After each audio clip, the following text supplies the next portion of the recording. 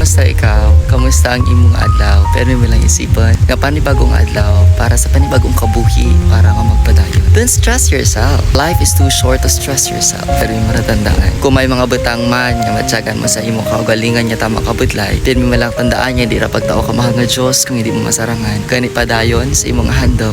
Kag sa mga rason kung insa ikaw nagapadayon. Kaduro nga bagay nga dapat ipasalamat. Isa din dyan ang regalo ka Diyos. Nga kaginpukaw na ikaw sa tilad niya adlaw. Isa din dyan ang isa ka butang nga dapat mga isipan. Tawan mo ang imong kaugalingan kamataway ka masulay nga paminsaron. Simple lang, di pagpaligdi ang butang nga waay ti kasulbaran. Sa katapusan, ang pinakanami sa tawang kabuhi ang makapudyot ikaw kaleksyon nga imo handamon sa pugos mo nga kabuhi. Kang hindi pag-isipan ang tanan nga haon nga kakabot sa kabuhi mo, kundi kung ano na pudyot mga lessons sa kada problema nga nagasampat kay nagaabot sa imo tawag nga kabuhi. With love, Sir Ronnie. God bless you.